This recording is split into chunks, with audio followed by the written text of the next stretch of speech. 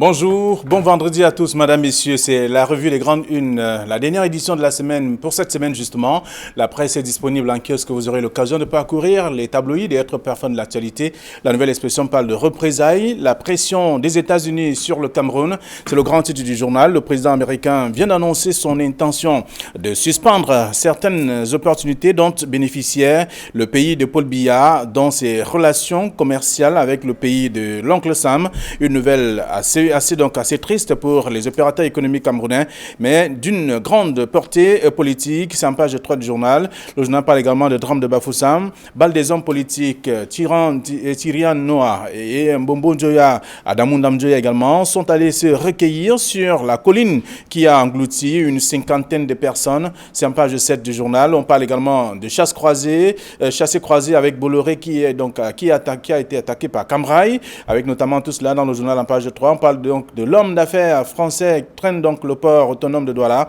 en justice. Il doit aussi subir le harcèlement judiciaire d'un autre partenaire. C'est en page 3 du journal. Et on s'intéresse également aux manifestations du mouvement pour la Renaissance du Cameroun. Le bras de fer recommence avec l'interdiction des meetings du parti de Kamto, qui compte donc affronter les autorités administratives. Il s'est dit d'ailleurs prêt à retourner en prison. C'est le journal qui le dit en page 2. La nouvelle expression disponible en kiosque ce matin. Le Messager parle donc des exactions, crimes et autres. Trump veut suspendre l'aide économique au Cameroun. C'est le journal qui le rappelle. Le président des États-Unis a annoncé d'ailleurs au Congrès américain qu'il va sévir donc avec notamment le pays de Paul Biya, et également de tout ce qu'on observe dans ce pays aussi, et des menaces également enregistrées. C'est le journal qui le propose également en page 5 ce matin. Le journal parle également d'autres faits, parlant des manifestations publiques vers de nouvelles tensions à Douala et Yaoundé. Comment le pouvoir veut broyer le mouvement pour la Renaissance du Cameroun. C'est en page 3 du journal Le Messager, disponible en kiosque ce matin. Tout comme le Sahel qui parle des décisions Gawa mis hors jeu du Chan 2020, c'est le journal qui le dit en page 5.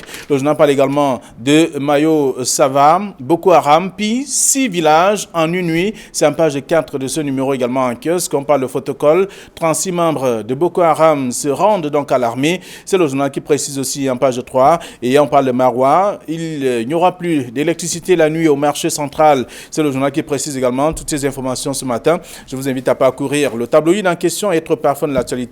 Toujours dans la presse ce matin, il y a le soir hebdomadaire qui parle des méthodes de Bolloré, mensonges et délations. C'est le journal qui le dit également ce matin pour notamment exprimer ce qui se passe, donc les engagements et mais également les exactions ou les tractations en tout cas pour se maintenir au port de Douala. C'est le journal qui précise également tout cela dans le dossier à lire ce jour. Le journal parle également des journées nationales de l'économie sociale en 2019 avec 16 recommandations retenues à découvrir dans le journal Le Soir hebdomadaire, disponible en kiosque ce matin. Le quotidien Le Jour parle d'AGOA. Les États-Unis suspendent le Cameroun. D'ailleurs, la facilité d'exportation accordée donc aux pays africains vient d'être interdite désormais au Cameroun, suite donc à la situation politique et même des droits de l'homme du pays de Paul Biya. C'est le journal qui le précise en page 3. Le journal parle également des Bolova, Yaoundé, Douala, les meetings du mouvement pour la Renaissance du Cameroun interdits. Que se passe-t-il concrètement? La suite est à découvrir dans le numéro disponible en kiosque,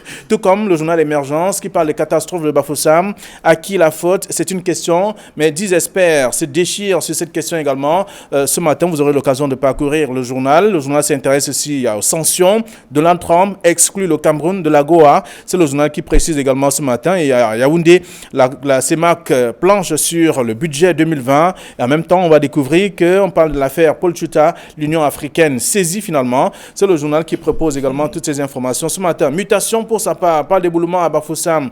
On refait le drame. C'est le grand titre, témoignage des rescapés à découvrir dans le dossier proposé par le journal en page 5. Le journal a également d'autres informations parlant de violation des droits de l'homme.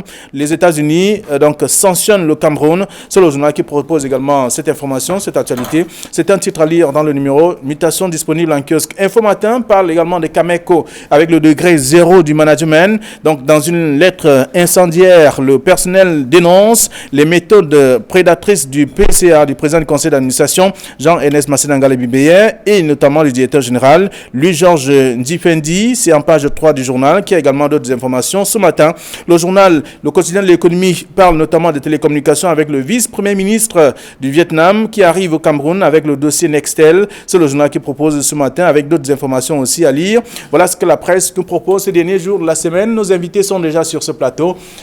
Georges Semé, bonjour et bienvenue. Merci, bonjour à vous, M. Ndongo, bonjour à tous les téléspectateurs. Et je profite de la journée de célébration de la Toussaint pour avoir une pensée pieuse pour la mémoire collective des morts que le Cameroun enregistre depuis quelques temps, les morts du Nozo, mais également la plus récente catastrophe où on a vu plusieurs morts du côté des Bafoussam. C'est une journée qu'on a parfois tendance à oublier et pourtant elle devrait nous rappeler que les morts ne sont pas morts, ils vivent avec nous et que de temps en temps il faut quelquefois penser à eux.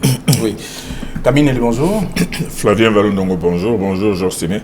Bonjour téléspectateurs d'Equinox et principalement, bien entendu, ceux qui sont des accros de la revue Les Grandes Unes.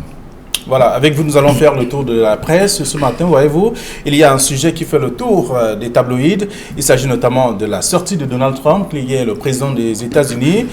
Toute la presse en parle. La nouvelle expression qui parle de représailles, la pression des États-Unis sur le Cameroun. Le messager parle de Donald Trump qui veut suspendre l'aide économique au Cameroun également. Donc, on peut découvrir tout cela dans la plupart des journaux ce matin. Le quotidien de jour qui ne rate pas l'occasion parle des États-Unis, qui suspendent d'ailleurs le Cameroun. Et là, ça devient très compliqué, difficile pour les hommes d'affaires qui se plaignent déjà. Je pense que c'est la grosse information de cette matinée et nous les journalistes nous nous sommes délectés de ce coup de théâtre de Donald Trump qui annonce pour dès à compter du 1er janvier 2020 de l'arrêt des facilités à l'endroit du Cameroun dans le cadre du programme AGOA qui, faut-il le rappeler, c'est une décision qui avait été prise dans les années 2000 pour permettre aux États de l'Afrique subsaharienne, dont le Cameroun, de pénétrer le territoire américain duty-free, sans paiement des droits de taxes.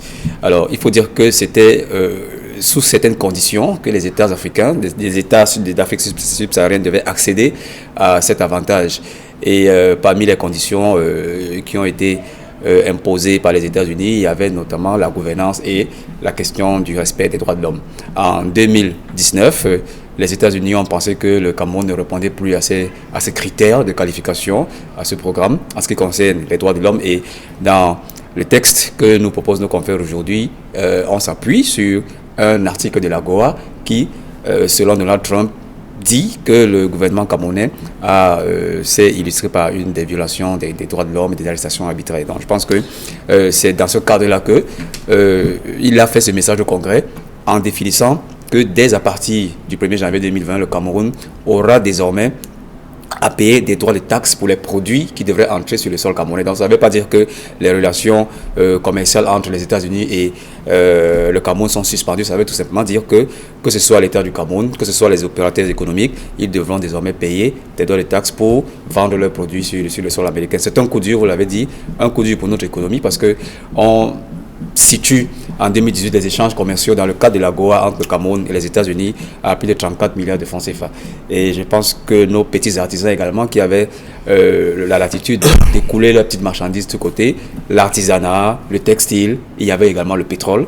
Je crois que c'est un coup dur pour eux. Ils devront désormais débourser davantage pour essayer d'écouler leurs produits sur le marché américain. Il y a donc un énorme manque à gagner, mais il faut s'interroger quand même sur l'opportunité d'une telle mesure. Vous savez, doyen, et c'est le doyen qui a souvent l'habitude de le dire, les différentes guerres qui sévissent au Cameroun aujourd'hui et dans lesquelles l'armée camerounaise est engagée, notamment contre le terrorisme, mais également contre les sionistes anglophones, est une guerre extrêmement difficile. Et c'est toujours le doyen qui le dit, et je le prends à mon compte, il n'y a pas de guerre propre. Il n'y a pas de guerre propre, il y a toujours des dégâts collatéraux. Alors, juger des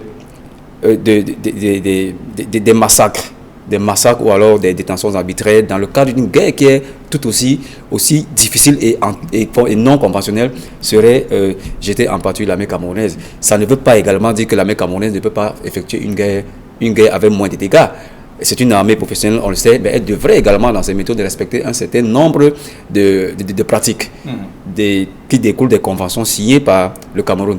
Donc, je crois que c'est une mesure, si elle fait mal au Cameroun, devrait donner matière à réflexion. Et le Cameroun a encore la latitude, parce que la mesure entre en janvier, le Cameroun a encore la latitude d'utiliser les canaux diplomatiques afin de faire plier un peu le gouvernement américain. Alors, Camille, vous avez également lu la presse ce matin, cette presse qui est revenue, en tout cas certains tabloïds qui ont fait le rapprochement avec les violations des droits de l'homme pour dire que Donald Trump s'est appuyé en tout cas sur ce fait pour suspendre, pour annoncer cette suspension.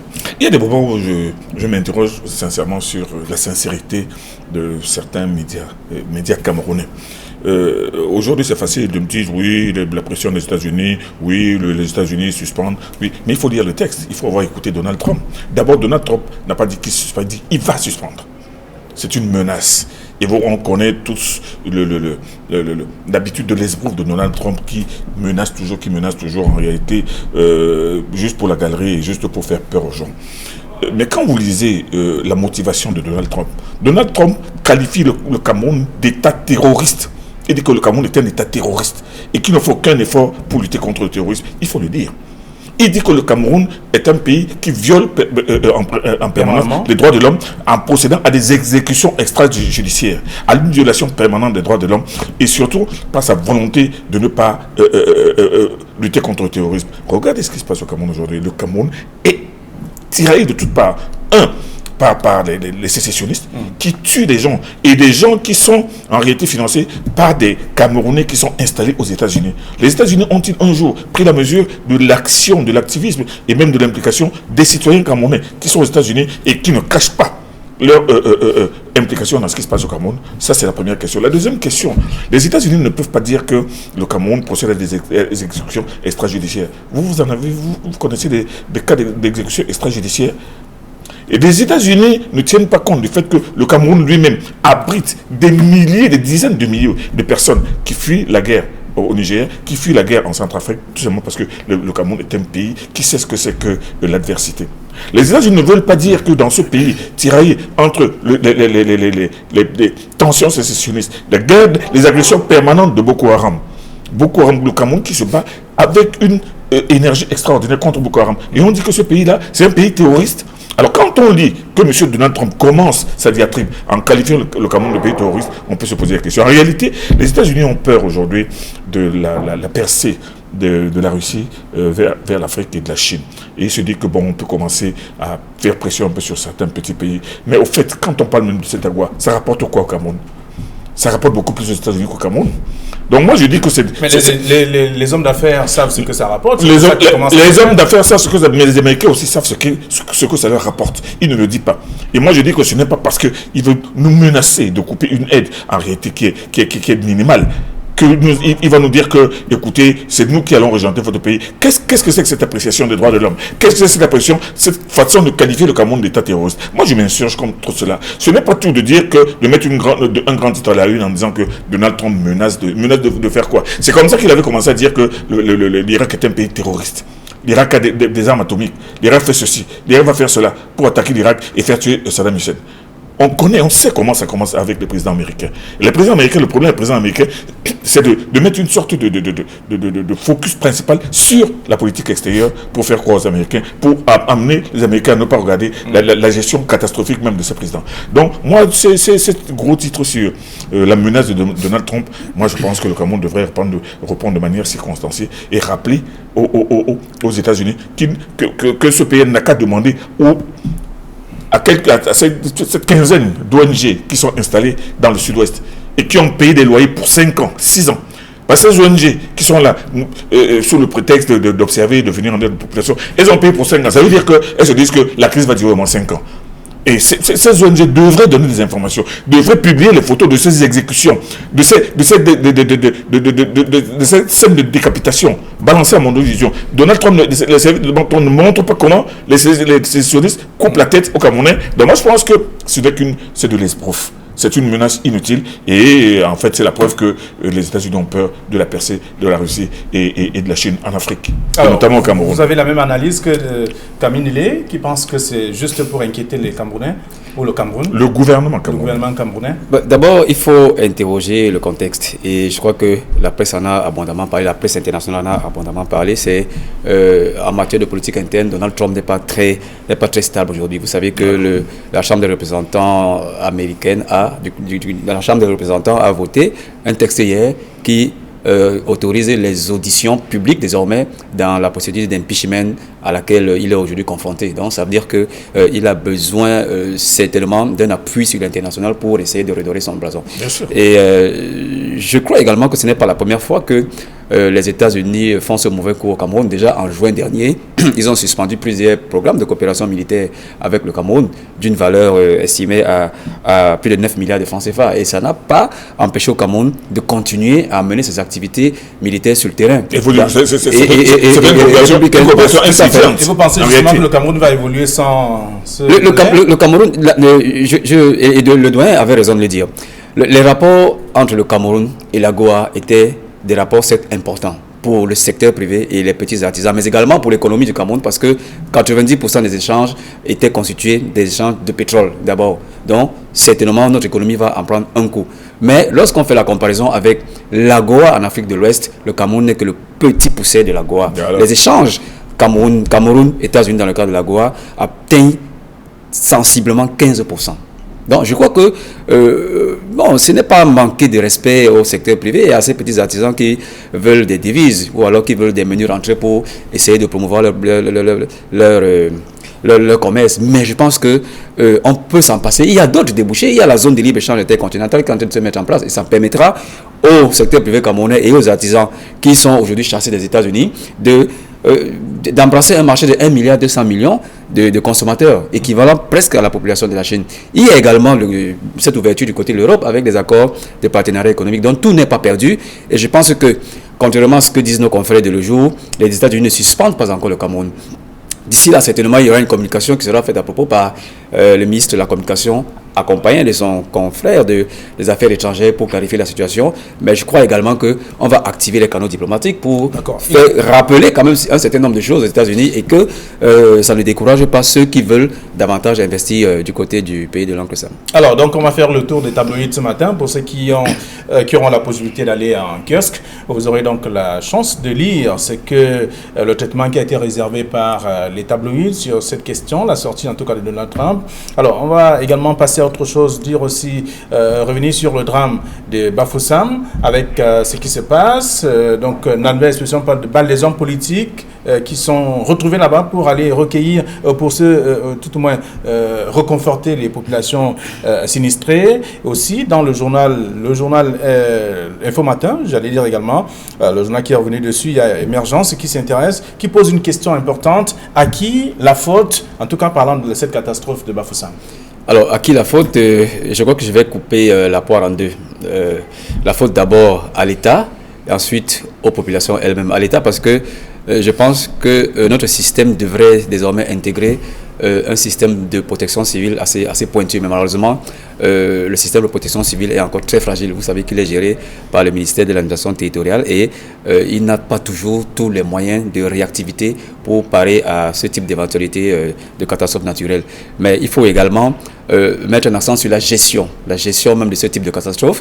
Et je pense que le gouvernement a fait ce qu'il pouvait pour gérer cette situation, mais ça montre encore que le gouvernement a besoin de s'outiller et a finalement étalé ses limites dans la gestion de ce type de crise. Ça aurait pu être autre chose qu'on aurait vu le même phénomène tatillon. Mais il y a également l'aspect prévision. C'est encore le gouvernement qui devrait quand même prendre toutes les mesures pour prévenir.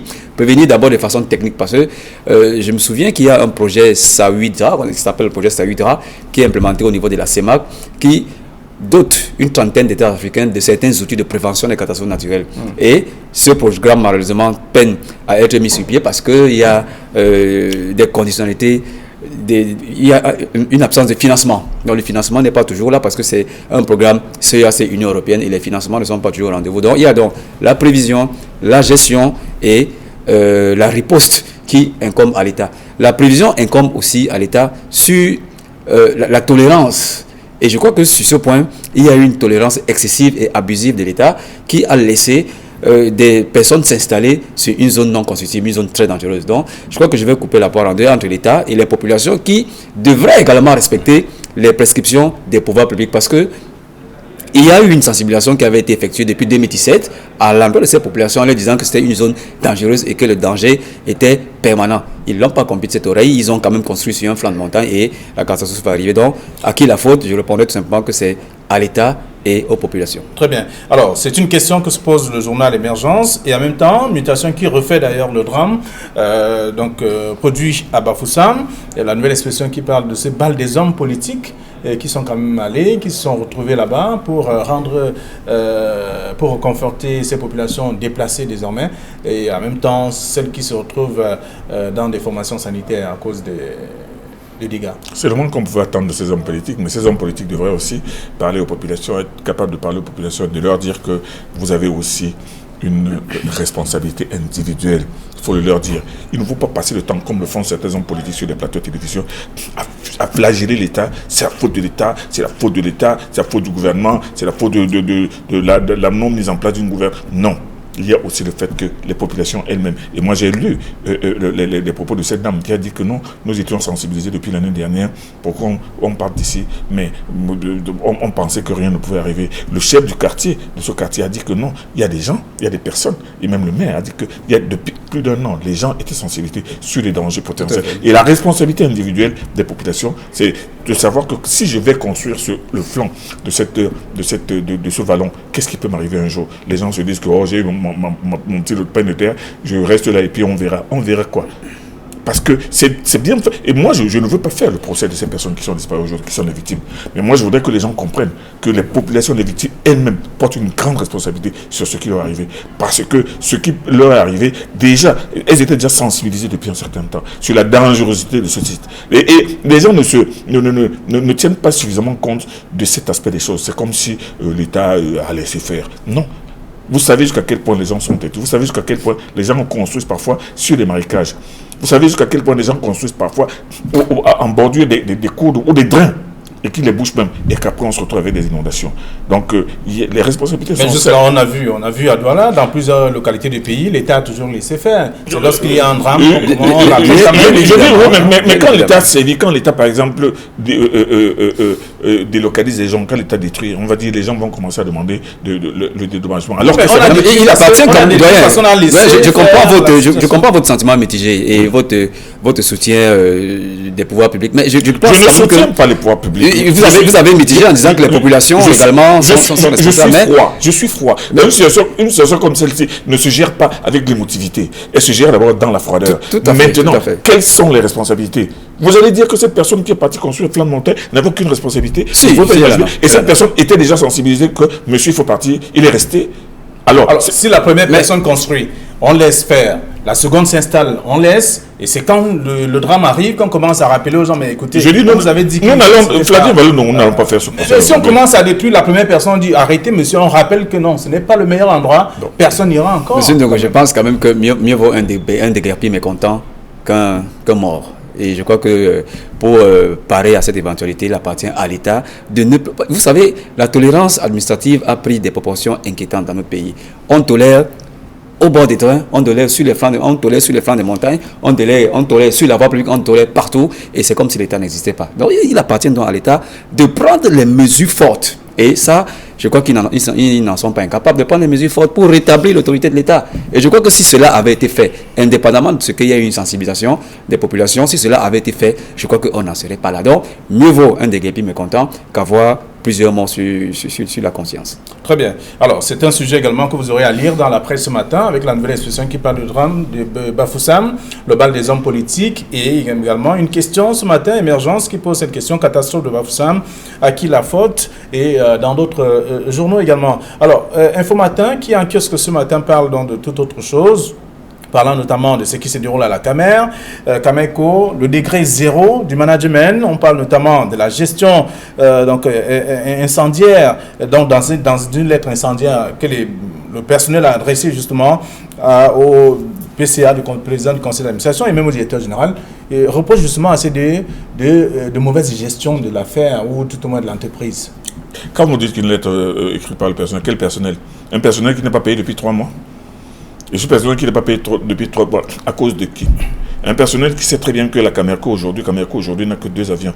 Un avion MA60 qui vole de temps en temps, et maintenant un bombardier qui est loué à long terme par le directeur général qui a préféré le payer tout doucement. Les 2 autres avions qui étaient loués depuis très longtemps sont repartis parce qu'ils ne sont pas payés.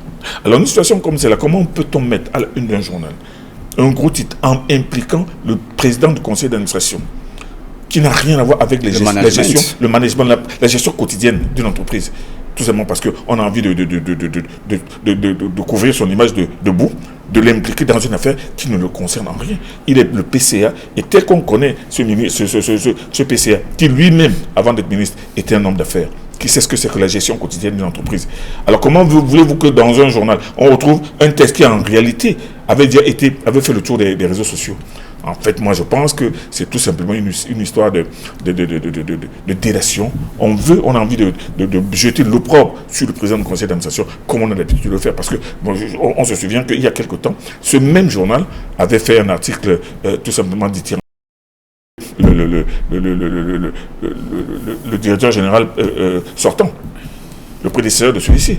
Donc moi, je pense aujourd'hui que si l'on ose même se souvenir des actions du directeur général d'aujourd'hui qui était PCA il y a quelque temps, on verra très bien qu'il y a une incohérence. Camerco traverse une grave crise aujourd'hui avec un endettement tout simplement abyssal. Et cet endettement, le PCA l'a trouvé. Cette situation, le PCA l'a trouvé. Et le PCA l'a vu depuis un certain temps. Donc, moi je pense que les journalistes devraient prendre un peu plus faire preuve d'un peu plus de conscience professionnelle, non pas en alimentant des brûlots et en signant eux-mêmes des articles qui sont beaucoup plus des attaques personnelles ou bien des menaces que des articles informatifs. Si un journal veut écrire aujourd'hui un article sur Camerco, il devrait tenir compte de toutes les réalités, de l'endettement abyssal de cette société, des problèmes de la flotte, des problèmes de l'entretien, des problèmes du pétrole, du fuel. Un endettement qui plafonne dans les 60 milliards de francs. Et on se souvient tout récemment que le ministre des Finances a réuni Camerco avec un consortium de banques pour pouvoir lui prêter un peu d'argent. Mais combien d'argent? Donc aujourd'hui, ce qu'on voit dans Info Matin aujourd'hui, c'est beaucoup plus une opération de mutilation de l'image du PCA qu'un article informatif. C'est cette lecture que je fais. Ah oui, Georges Semé, le titre de ce journal exprime un peu, même si on peut on peut lire sous toutes les formes, on comprend quand même qu'il y a un malaise. Et ce n'est pas un malaise créé par l'équipe RTL. On sait que la Cameco a des problèmes depuis des années. C'est une entreprise en zone de turbulence, carrément. C'est une entreprise en zone de turbulence et toutes les années, quelle que soit l'équipe managériale du conseil d'administration ou alors de la direction générale, cette compagnie a toujours fait le profil bas dans les médias. Donc la situation qui est décrite aujourd'hui par nos confrères d'Info Matin révèle que ce malaise se poursuit. Mais lorsque j'analyse ce titre, je vois Camerco le degré zéro du management et le chapeau index, le PCA et le directeur général. Or, le PCA n'est pas du tout concerné par la gestion quotidienne ou alors le management, comme ils veulent le dire, de cette compagnie. Il exerce plutôt une sorte d'autorité, de cadrage dans... il n'a pas une implication directe dans le management, c'est une autorité de cadrage. Et je crois que ce qui le prouve encore, c'est cette correspondance qu'il a adressée il y a, je crois, 3 mois de cela, rappelant à l'ordre le directeur général qui avait pris sur lui, contrairement à ce qui était prévu dans la feuille de route qui lui avait été prescrite, qui avait pris sur lui d'engager certaines initiatives contrairement à ce qui était prévu dans sa feuille de route. Et le président du conseil d'administration a tout simplement rappelé qu'il allait déjà au-delà de ce qui lui avait été confié dans cette feuille de route. Donc, je ne pense pas qu'il a été PCA quelques temps avant. Exactement, lui qui a été PCA il y a quelques temps avant. Donc, je crois qu'il y a un problème véritablement au sein de la Camerco, il y a un problème de management, mais le management incombe aujourd'hui au directeur général. Et je crois que lorsqu'il avait été installé, il lui a été donné une feuille de route claire, certaines prescriptions qu'il devrait respecter et son action aujourd'hui ne devrait pas s'inscrire au-delà de cette feuille de route. Et le PCA est aujourd'hui celui qui lui rappelle de temps en temps que monsieur, il ne faut pas prendre des décisions qui vont au-delà de ce qui a été prévu dans le cadre de cette feuille de route. Surtout que la Cameco est aujourd'hui quasiment dans un plan d'urgence qui n'a rien à voir avec le plan Boeing qui avait été décidé, je crois, en 2015, mais il y a un autre plan subséquent qui est un plan d'urgence d'au moins d'éviter la banqueroute à cette entreprise. Et je pense qu'une synergie d'action entre le directeur général et le président du conseil d'administration serait mieux que de se livrer à des invectives comme lorsqu'on a vu il y a quelques mois.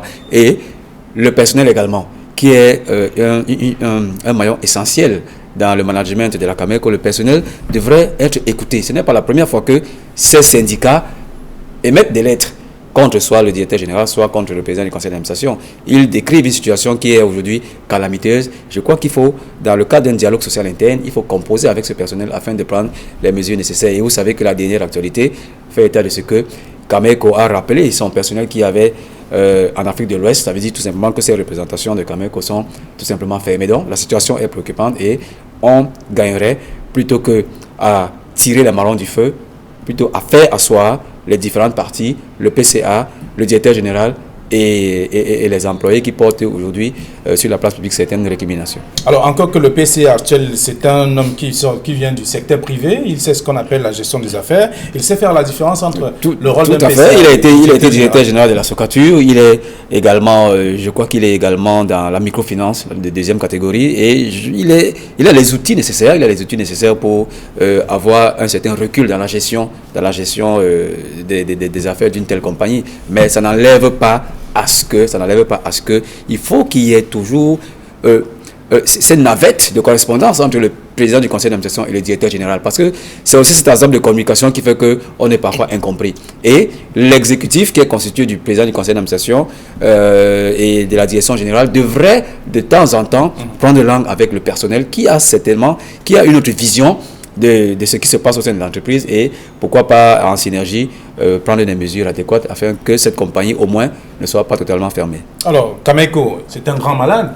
C'est pas une maladie qui a commencé aujourd'hui de toute façon. Non, Cameco, c'est pas un grand malade. C'est un malade qui est dans un coma avancé, qui attend certainement l'euthanasie. Parce que vous savez très bien que l'endettement de la Cameco et le peu de moyens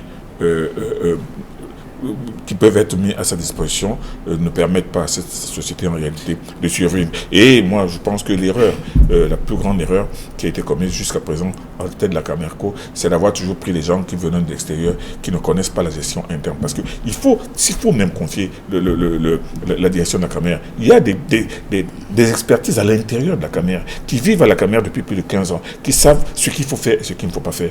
Bon, on va toujours chercher des fonctionnaires ou bien des gens qui sont expatriés, comme on a vu tout récemment avec le dernier directeur général qui résidait au Sénégal, qui avait la nationalité américaine et qu'on a amené ici pour faire redémarrer Cameco. Cameco est une entreprise qui demande en réalité à être liquidée. Je l'ai toujours dit, à être liquidée et on peut recapitaliser. Recapitaliser. C'est une entreprise telle qu'elle fonctionne. Elle constitue un véritable tonneau de Danaïdes. Vous mettez de l'eau dans une sorte de seau qui n'a que des trous. L'eau va partir. Ça ne se remplira jamais. Cameco est une entreprise en réalité qui... Bon, on veut en faire, on en a à un certain moment on l'appelait la 11e province. On parle toujours de fierté nationale, mais en réalité, Cameco aujourd'hui, sincèrement, il faut qu'on passe à autre chose. Tel que c'est, on va même faire venir Bill Gates à la tête de Cameco si cette société n'est pas recapitalisée, si elle n'a pas un autre moyen. Introduire de l'actionnariat privé. Il faut des avions. Ok, nous allons sortir du sujet. C'est vrai qu'on aura l'occasion de lire et de comprendre exactement le rôle que joue, en tout cas, Info Matin dans cette affaire. Absolument. Vous aurez l'occasion de parcourir l'article. D'ailleurs, on va lire aussi autre chose dans le journal L'Œil du Sahel qui parle du maillot Sabah, Boko Haram, qui pille 6 villages en une nuit. C'est très grave. Une telle nouvelle, tout simplement, donne la chair de poule. Et on réalise que de ce côté-là, malgré les efforts titanesques réalisés par les forces de défense, réalisés par le gouverneur de la région d'Extrême Nord, M. Mijia Bakary, vous savez qu'il a mis en place un système de comité de vigilance, un système de veille permanente, un système de mobilisation. Mais vous réalisez 6 villages pillés en une seule nuit. Maintenant, on est bien loin du modus operandi de Boko Haram, qui consiste à venir et à détruire.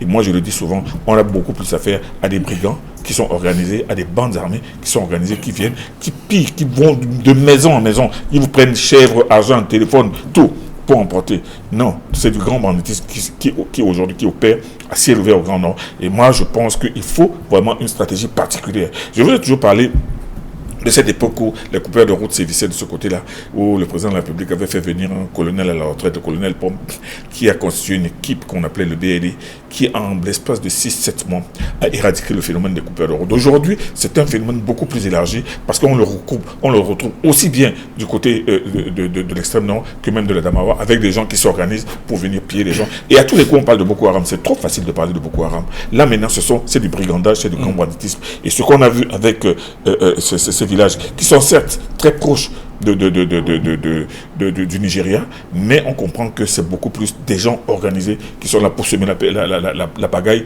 et mettre le pays en insécurité. D'accord. Nous sortons du sujet. Vous dites un mot sur... Oui, je crois que c'est malheureux, mais c'est également extraordinaire parce qu'on a souvent été informé des attaques de Boko Haram, mais jamais que ça s'est passé en une seule nuit sur 6 villages. Je crois que c'est quand même assez extraordinaire et nous devons le déplorer. Et je pense que ça prouve encore qu'ils ont une capacité de nuisance encore tenace en termes de capacité de déploiement de ressources humaines et de matériel. Malgré tous les efforts qui sont bien évidemment fournis par l'armée camerounaise avec la coordination de l'état-major et du gouverneur qui est le relais de cette armée là-bas et les forces les comités de vigilance qui l'aident à parer à toute éventualité. Donc je crois qu'il faut changer un tout petit peu de fusil d'épaule. Peut-être les mesures qui ont été prises aujourd'hui ou hier n'ont pas marché. 6 villages, c'est quand même beaucoup. Ça veut dire qu'il y a quelque chose qui n'a pas marché. Voilà. Et je pense que l'état-major, avec l'appui du gouverneur, Mijawa Bakari, et les comités de vigilance devraient changer un tout petit peu la méthode afin qu'on n'ait plus ce mauvais coup avec Boko Haram. D'accord. Alors, c'est la fin de cette édition, en tout cas de la revue des Grandes Unes. Voyez-vous, les lecteurs vont découvrir ce que les journaux proposent également ce dernier jour de la semaine. Alors, la presse est abondante, disponible également en kiosque. Merci à vous, chers messieurs. Je vous souhaite de passer un très bon week-end, surtout sans excès. Et n'oubliez pas que c'est le vendredi soif qui se poursuit. Tout à fait. Et voilà. Allez, à lundi, 9h20.